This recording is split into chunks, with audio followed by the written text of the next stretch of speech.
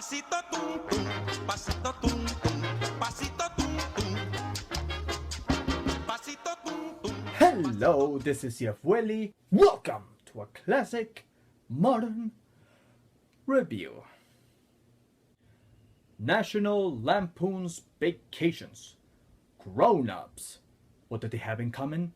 These are movies that take place in the summer because, if you haven't noticed already yet,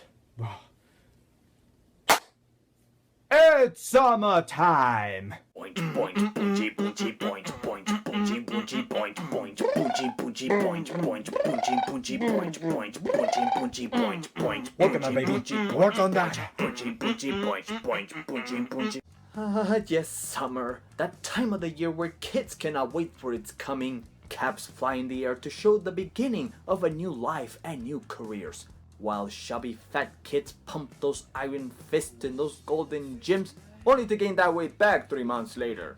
A time to explore and visit places of wonder, feeling the warmth and freshness of nature, while also feeling the wrath of hurricanes and tornadoes. But hey, look at it on the bright side. It's the time of the season when women show how hard work might get you kidnapped someday.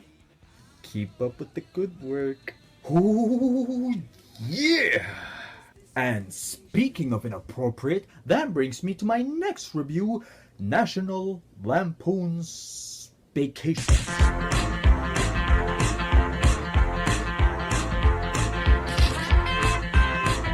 Some of the hands that helped make this film happen were some of the most well-known comedian actors of its decade.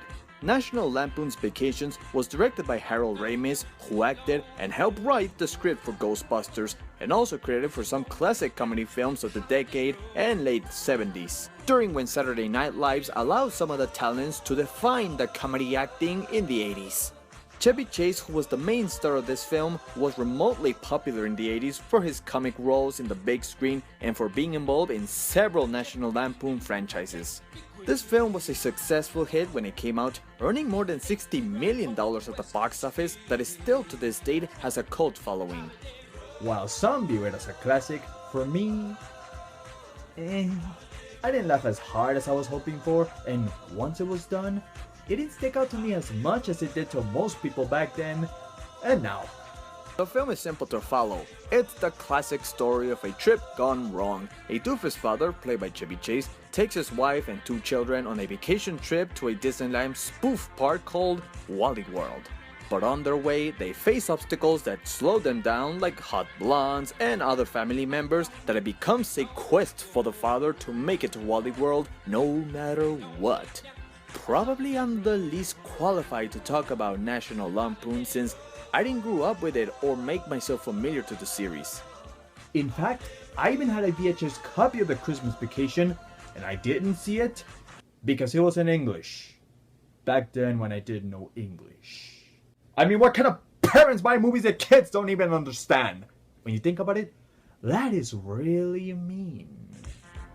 Other than that, I can appreciate it for what it meant back then to what the comedy was evolving in those days. If the 70s introduced this very crude and inappropriate humor, well, the 80s was the decade that brought it all on board with the swearing, the drugs, and the nudity. This National Lampoon helped launch this kind of humor that led to several successful sequels afterwards, until losing its spark and becoming more than just sex exploitations.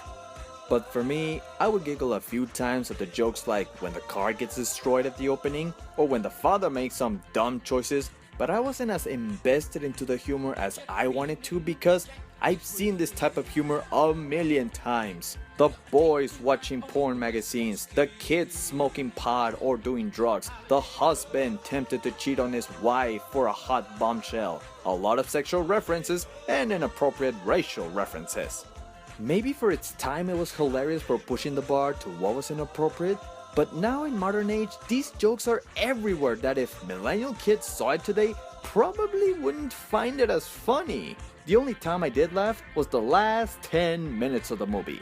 I won't spoil the ending if you haven't seen it, but if this movie was building up for those last 10 minutes in the end, then it was totally worth it. All I would say is, John Candy was funny, and Chevy Chase was an enjoyable idiotic father. He almost reminded me of Peter Griffin from Family Guy for making these dumb choices that made him look like a cartoon of his own, but still lovable and caring for his family. The movie as a whole looked like a cartoon.